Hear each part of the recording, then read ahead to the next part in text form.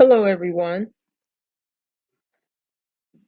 If you recall the deaths of Brenda Ross and Lauren Smith Fields, it shook the nation. And it was separate incidents, but both of the women were living in Bridgeport, Connecticut at the time of their tragic passing, and their families say they were not contacted by police about the respective deaths. And if anyone remembers these stories, I remember I was following this story, and the parents did not get any type of, any type of contact or notification or phone call from the police about the deaths of their passing loved ones. And so lawmakers are now looking to make sure that that does not happen again. So the proposed legislation, House Bill 5349, will demand that police who respond to a deceased contact the person's next of kin within 24 hours. Um, they would demand that a police who respond to a deceased person or the remains of a person, they will have to contact the person's next of kin within 24 hours of the person's identification. And I thought that was a sad story that the police officers did not contact the family. And I felt that was really sad. And especially surrounding all of the publicity that Gabby got, you know, when she went missing. It was so much publicity about that. And it's really sad when Black women don't get the same type of equality when it comes to publicity when they come up missing or even when there's a death. And because the police department in Bridgeport, Connecticut did not notify the next of kin or the parents, says a lot about how they feel about us as Black people and how they treat us. And so we do have to continue to stand up and fight for our rights and to fight for the fact that we are worthy and we are valued and that God loves us and that we are worthy of that fight. And that's important. We have to let society know we are worthy of that fight. Because if we don't say nothing and we remain silent, a closed mouth cannot chew food. A closed mouth cannot even taste food. And if you have a closed fist, you cannot gather anything, you cannot receive anything, or even give back if your fist is closed. So we have to be, the beacons of hope and light and to fight for what our rights are and what we deserve. And one of the things is knowing that we are worthy of the fight. And that's so important that we are worthy of the fight. And so I'm glad that they are doing this, and I'm glad that the family spoke up. I don't know the statistics of Bridgeport, Connecticut, and how many Blacks reside there, or the statistics, or dynamics, or geographics of that. But it's not right that the police officers would not notify the next of kin like they should. That seems like that would be a normal thing to do, right? But they didn't do it. And so it goes on to say if police are unable to contact the next of kin, officers would have to document the reason for the failure or delay of notification and any attempts made to such notification as stated by the Connecticut Post. Now, you should be documenting anyway. When you're on your job, you document. If you're in leadership, you document. So if you're in a capacity of like the police department, yes, you should document. If you have to make a phone call for any reason, when you're dealing with clients or customers, you should document when you made that phone call, and you should document the truth. You should not make up stuff on paper and say, "Oh, I called this family," but you really didn't call them. No, document when you make attempts to contact someone and reach out to them, and if you're not able to, or what the delay was and the reason why there was a delay. But you do need to contact the family. So on December 12th, 2021, Rawls was found unresponsive and declared deceased. She was taken to a medical examiner for an autopsy, but her family was not informed for days. For days. And furthermore, they learned of Rawls' death from an acquaintance and not the authorities. Wow.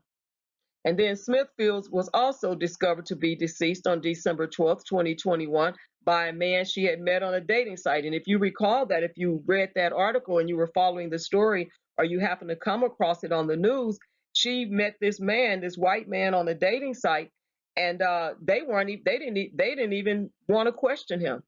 They didn't even, I mean, instead of, normally questioning the person that last seen the person or was with them last, they didn't even question him. They let him go on about his business.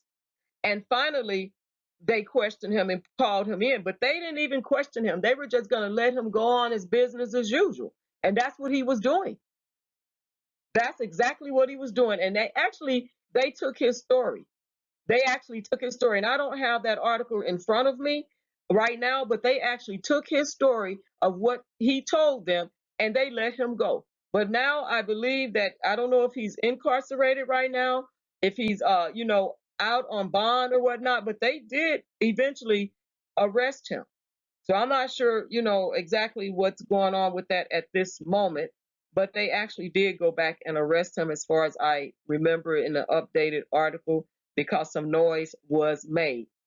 And so after her family was unable to contact her, they discovered a note on her front door from her landlord that read, "If you're looking for Lauren, call this number."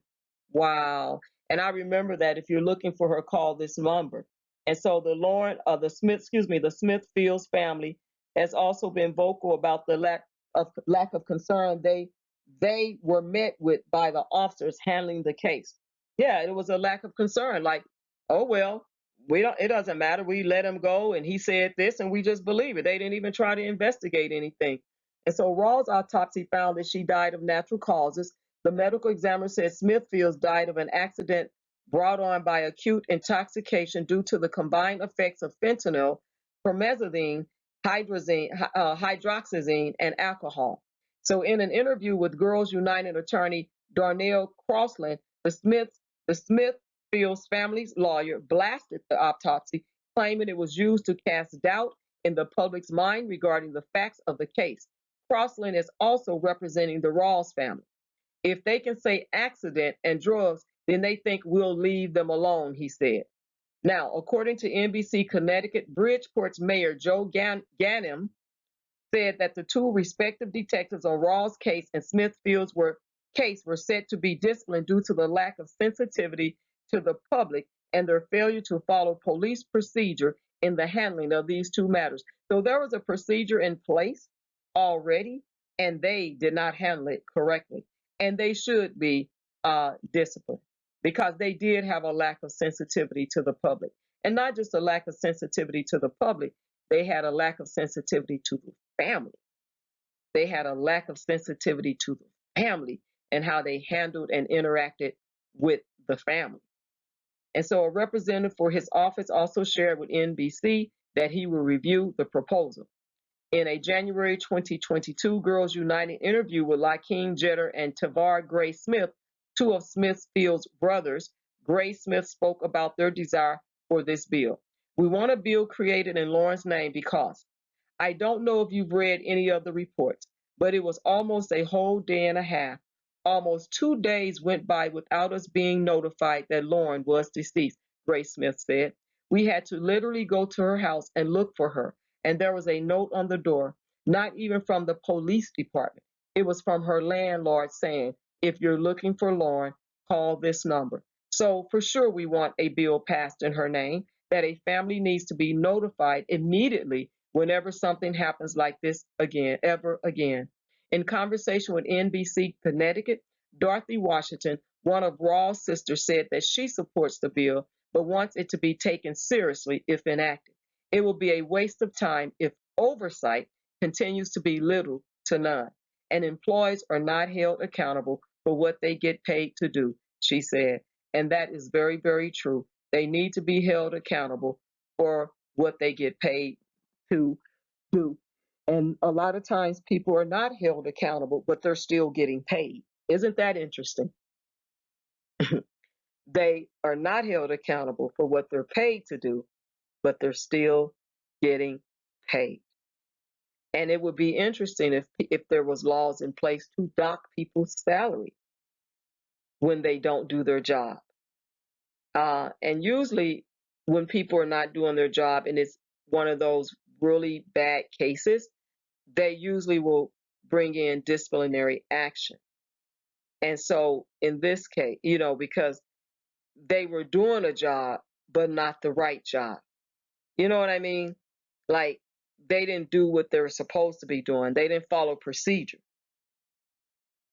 Um, they didn't do the best job. They didn't do the job that they were supposed to do. So they should be disciplined, and they are going to be, hopefully, that they will be disciplined, like the article said that they would be disciplined, because they do need to be disciplined. And how would they feel if they were someone was so casual and nonchalant, and a lack of sensitivity and a lack of regard for their, deceased family member? So again, it's important that we speak out and that we present this information and put it out there so that people are aware.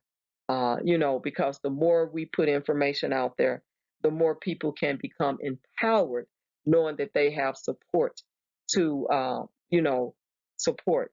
Because when people feel they don't have support, they won't speak up.